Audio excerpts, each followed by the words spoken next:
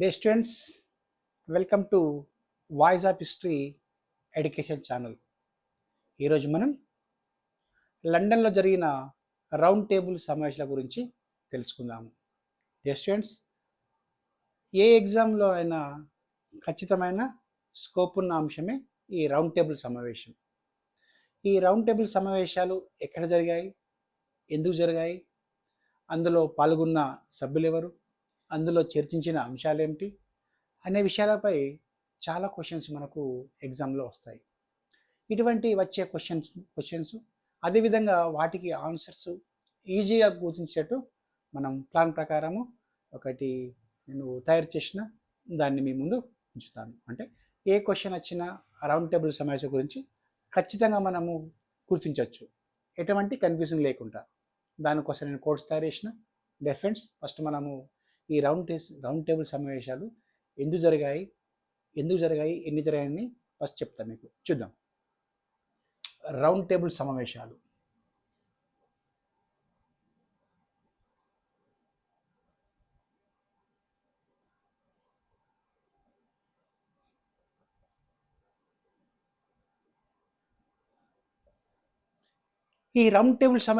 మొత్తం 3 జరిగినాయి. మరి ఈ రౌండ్ టేబుల్ సమావేశాలను బ్రిటిష్ వారు ఎందుకు ఏర్పాటు చేశారని చెప్తా ఫస్ట్. అయితే 1919 సంవత్సరంలో బ్రిటిష్ వారు ప్రవేశపెట్టిన ఒక యాక్ట్ ప్రకారము అందులో ఉన్న రాజ్యాంగ సంస్కరణలను సవరించడానికి బ్రిటిష్ గవర్నమెంట్ అప్పటి పిఎం స్టాన్లీ బాల్డిన్ అనే వ్యక్తి సైమన్ కమిషన్ను 1927లో ఏర్పాటు చేశాడు. ఓకే, 1927లో సైమన్ కమిషన్ను బ్రిటిష్ పిఎం ఏర్పాటు చేశారు. అంటే 1919 ప్రభుత్వ చట్టంలోని రాజ్యాంగ అంశాలను సంస్కరించడానికి బ్రిటిష్ ప్రధానమంత్రి జార్జ్ సైమన్ అనే వ్యక్తిని లీడర్ చేస్తూ 6 సభ్యులతో సైమన్ కమిషన్ను ఏర్పాటు చేశారు. 6 మెంబర్స్ ఉంటారు. అయితే ఒక బ్యాలకి ఏమంటే ఈ 6 సభ్యుల్లో ఒక్కరు కూడా ఇండియన్స్ ఉండరు. అందుకే మన ఇండియన్స్ ఈ సైమన్ కమిషన్ని అంటే గో బ్యాక్ అని చెప్పేసి నినాదం ఇచ్చారు. అంటే దీన్ని యాక్సెప్ట్ చేయలేము మన వాళ్ళు. అయితే మనకి ఈ సైమన్ కమిషన్ భారతదేశానికి 2 సార్లు విజిట్ చేస్తారు. మొట్టమొదటిసారిగా సైమన్ కమిషన్ భారతదేశానికి 1928 ఫిబ్రవరి 3 నాడు వస్తారు. ఈ సైమన్ కమిషన్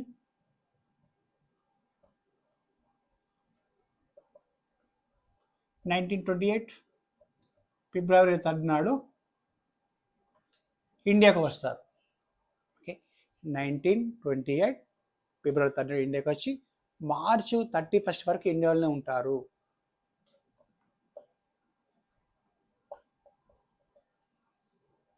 ఓకేనా, చూడండి. మార్చ్ 31 వరకు ఇండియా నుండి యావత్ భారతదేశం మొత్తం తిరిగేసి ఇక్కడ ఉన్న అంశాలను చర్చించి వాళ్ళు రికార్డ్ చేసుకొని వెళ్ళిపోతారు. అంటే యావత్ భారతదేశం మొత్తం తిరిగేసి అందరితో చర్చించి సభలు సమావేశం నిర్వహించి ఇండియా నుంచి మళ్ళీ వెళ్ళిపోతారు. తర్వాత 1929 అక్టోబర్ 11 నుంచి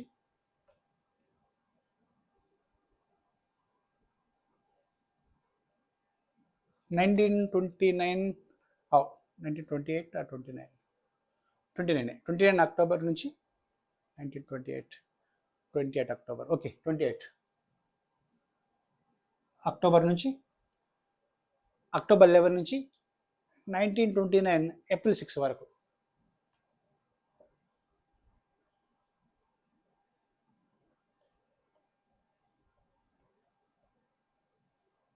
ఇండియాలో పర్యటించి మొత్తం అంశాలను సేకరించి బ్రిటిష్ గవర్నమెంట్కు 1930లో నివేదిక సమర్పిస్తారు.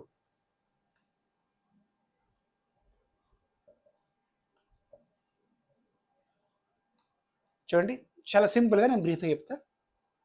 1919 భారత ప్రభుత్వ చట్టంలోని రాజ్యాంగ సంస్కరణను సవరించడానికి బ్రిటిష్ ప్రధాని జార్జ్ సైమన్ నేతృత్వంలో 6 సభ్యులతో ఒక కమిషన్ ఏర్పాటు చేస్తారు. ఈ కమిషన్ భారతదేశాన్ని రెండుసార్లు దర్శించి ఇక్కడ ఉన్న ప్రజలతోని సభలు సమావేశాలు నిర్వహించి సమాచారం సేకరించి 1930లో బ్రిటిష్ గవర్నమెంట్కు ఈ సైమన్ కమిషన్ అనే వ్యక్తి నివేదికను సమర్పిస్తాడు. అయితే గమ్మత్తైన విషయం అంటే భారతదేశంలో మొట్టమొదటిసారిగా సమైక్య అనే పదాన్ని ఈ సైమన్ కమిషన్ సూచించింది. సమైక్య పదం, ఓకే, సమైక్య అనే పదాన్ని సమైక్య అనే ఇంపార్టెంట్ అనే పదాన్ని ఈ సైమన్ కమిషన్ సూచించింది. అయితే బ్యాళ్ళకి ఏమంటే ఈ సైమన్ కమిషన్లో భారతీయులు సభ్యులు కాబట్టి భారతీయులు దీన్ని తిరస్కరించారు. అదేవిధంగా మరి ఈ రౌండ్ టేబుల్ సమావేశాలు ఏర్పడడానికి ఇంకో కారణం, ఈ సైమన్ కమిషన్ నివేదికతో పాటు భారతదేశానికి స్వతంత్ర ప్రతిపత్తి ఇవ్వడానికి రౌండ్ టేబుల్ సమావేశాలు జరుపుతామని లార్డ్ ఇర్విన్ అనే వ్యక్తి అక్టోబర్ 31, 1929లో ప్రకటిస్తారు. Lord Irwin October 31, 1929. దీన్ని దీపావళి ప్రకటన అంటారు.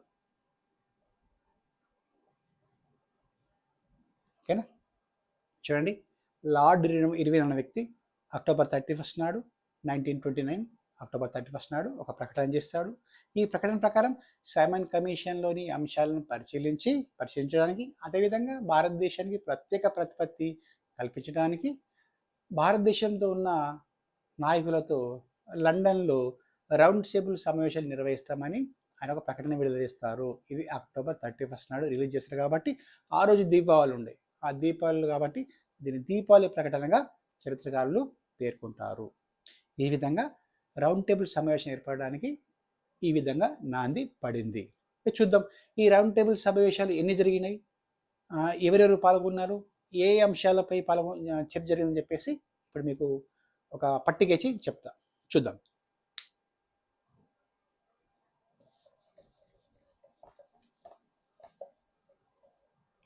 మరి ఇప్పుడు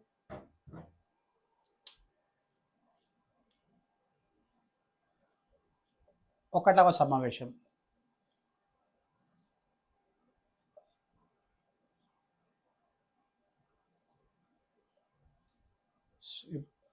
పటం వేద్దాం. సమావేశం, సంవత్సరము అండ్ డేట్ కూడా వేసుకుందాం. ఇయర్ అండ్ డేట్, సంవత్సరం అండ్ తేదీ, పాల్గొన్నవారు ప్లస్ చర్చించిన విషయం.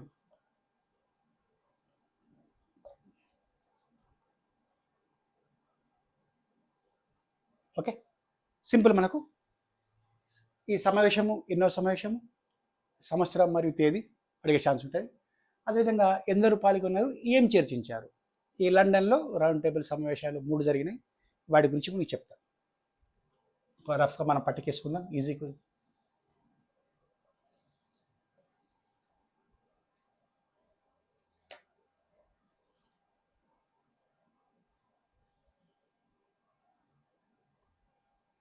రఫ్కేషన్. ఒకటవ సమావేశము 1930 నవంబర్ 12 నుంచి 1930 నవంబర్ 12 నుంచి చూడండి, 1930 నవంబర్ 12 నుంచి 1931 జనవరి 19th, 1931 జనవరి 19th.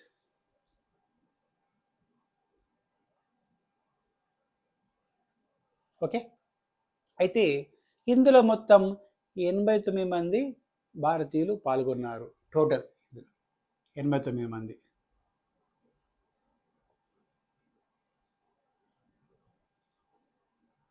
ఓకే, ఈ 89 మంది సభ్యులు ఇండియా నుంచి లండన్కి వెళ్ళి ఈ రౌండ్ టేబుల్ సమావేశాల్లో హాజరయ్యారు. ఓకే, అయితే ఇందులో ప్రముఖమైన వ్యక్తులు, ఇందులో ముఖ్యమైన అంశాలను చూసుకుంటే ఇండియన్ నేషనల్ కాంగ్రెస్ పాల్గొనలేదు.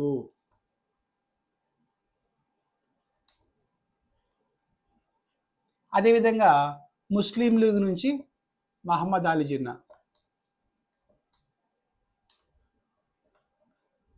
ఓకేనా, ముస్లిం లీగ్ నుంచి మహమ్మద్ అలీ జిన్నా, అదేవిధంగా ఫజలుల్లాహ్ పాల్గొన్నారు. ఫజల్ హక్.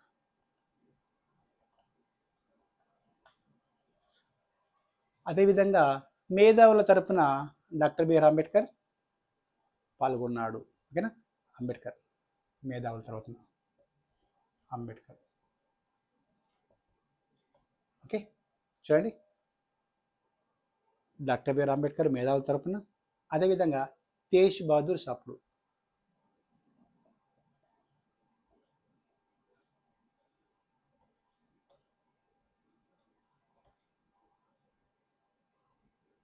ఇక హిందూ మహాసభ.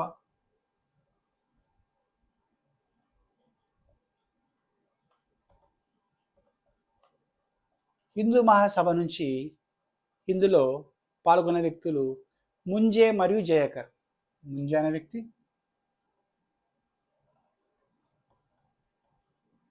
ప్లస్ జయకర్ అనే వ్యక్తి. ఓకే, అదేవిధంగా అప్పుడు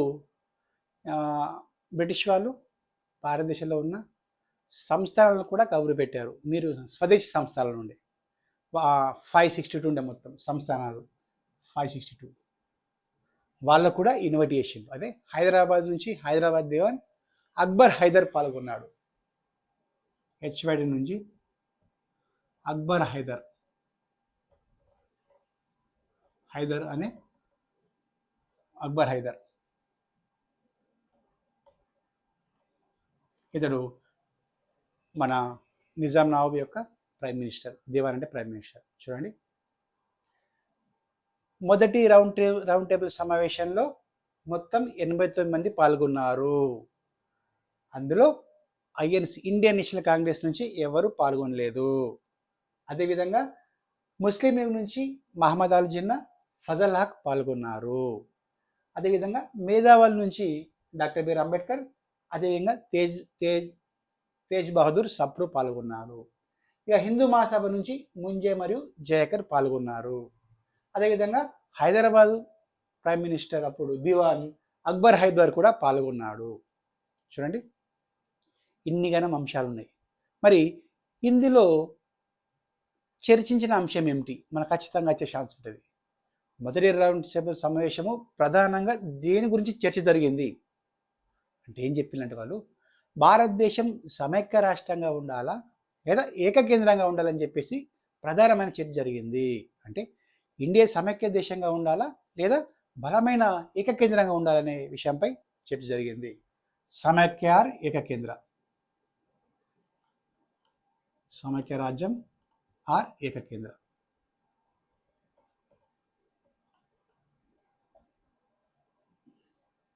ఏకకేంద్ర. సమైక్య అంటే భారతదేశంతో పాటు రాష్ట్రాలు కూడా ఉంటాయి. ఏకకేంద్రం అంటే ఓన్లీ దేశం ఉంటాయి, అక్కడ రాష్ట్రాలు ఏముంటాయి, పాలన మొత్తం సెంట్రల్ గవర్నమెంట్ చూసుకుంటుంది.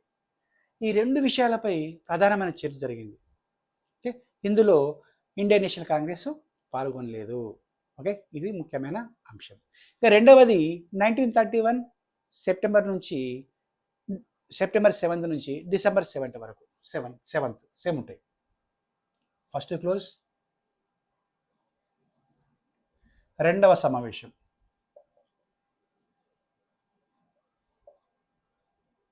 చూడండి, 1931 సెప్టెంబర్ 7 నుంచి 1931 డిసెంబర్ 7 వరకు. సెప్టెంబర్ 7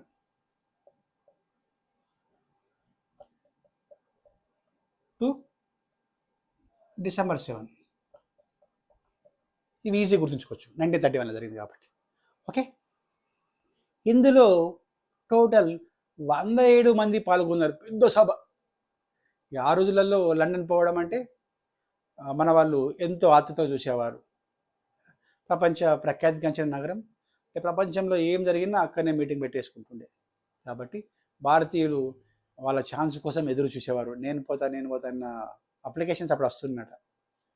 అదేవిధంగా ఇందులో 107 మంది పాల్గొన్నారు.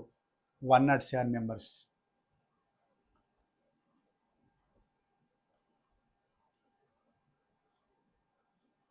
ఓకే, అయితే మొట్టమొదటిసారిగా ఐఎన్సి ఇండియన్ నేషనల్ కాంగ్రెస్ పాల్గొన్న సమావేశం ఐఎన్సి పాల్గొంది. ఐఎన్సి తరపున మహాత్మా గాంధీ హాజరయ్యిండు. అదేవిధంగా సరోజిని నాయుడు, అదేవిధంగా అంబేద్కర్, వీళ్ళు ప్రముఖమైన వ్యక్తులు. ఓకే, అయితే ఇందులో ప్రముఖమైన అంశం ఏది అంటే మైనారిటీలకు ప్రత్యేక నియోజకవర్గం గురించి చర్చ జరిగింది. మైనారిటీలకు ప్రత్యేక నియోజకవర్గాలు,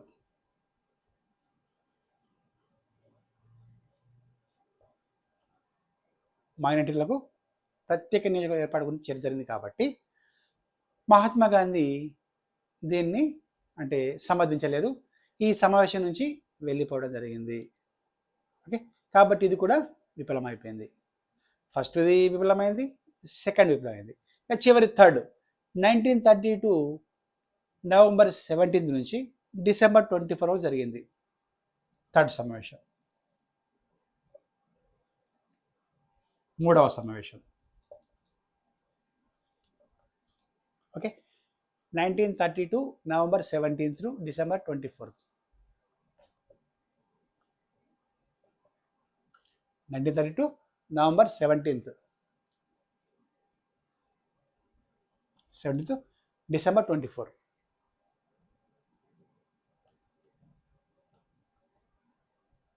ఇందులో చాలా తక్కువ మంది పాల్గొన్నారు.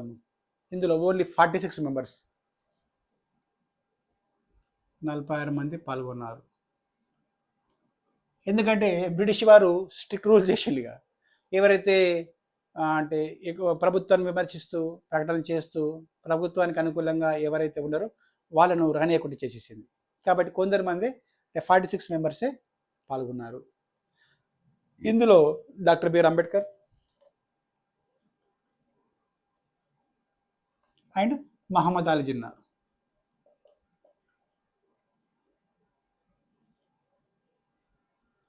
పాల్గొన్నారు, అంటే ప్రముఖమైన వారు. చూడండి, అయితే ఇందులో అతి ముఖ్యమైన చర్చ జరిగింది. అంటే 46 మెంబర్స్ పాల్గొన్నప్పటికీ భవిష్యత్తులో 1935 భారత ప్రభుత్వ యాక్ట్ ప్రకారం అందులో ఉండాల్సిన అంశాలను చర్చించారు. చాలా ముఖ్యమైనది. అంటే 1935 భారతీయ చట్టం నుంచి భారత రాజ్యాంగంలోకి అనేకమైన అంశాలు వచ్చినాయి. కాబట్టి అంతటి గొప్పదైన ఈ 3వ సమావేశంలో డాక్టర్ బిఆర్ అంబేద్కర్ యొక్క గొప్పతనము, అతని వాక్చాతుర్యం, అతను చూపించిన పటిమ బ్రిటిష్ వారిని ఆకర్షించాయి. సో అక్కడ డాక్టర్ బిఆర్ అంబేద్కర్ రాజ్యాంగం రాయడానికి బీజాలు ఈ 3వ సమావేశంలోనే దొరికినాయి, అంటే కనపడ్డాయి. ఓకే, ఇక ఈ 3వ సమావేశంలో ఐఎన్సి పాల్గొనడం వల్ల ఇది కూడా మొత్తానికి విఫలమైందని చెప్పవచ్చు. చూడండి, ఏదేమైనా భారత రాజ్యాంగ రచనకు, భారతదేశాలకు ప్రత్యేకమైన హక్కుల కోసం, భారతదేశానికి ప్రత్యేక ప్రతిపత్తి కోసం ఈ రౌండ్ టేబుల్ సమావేశాలు జరిగినవి. ఇందులో భారతీయుల యొక్క వాళ్ళు సూచించిన సలహాలు, సైమన్ కమిషన్ సేకరించిన వివరాలతో భారతదేశానికి ఒక ప్రత్యేక రాజ్యాంగం ఏర్పరచుకోవడానికి అవకాశం లభించింది. Students, thank you. స్టూడెంట్స్, ఇంకో అదే మాట అని చెప్తున్నా, మన ఛానల్ కమర్షియల్ ఛానల్ కాదు. ఏమైనా మిస్టేక్స్ ఉన్నా కూడా డిస్క్రిప్షన్లో రాసి పెట్టేసి మీకు మళ్ళీ నెక్స్ట్ క్లాస్లో చెప్తాను. ఓకేనా? Thank you very much.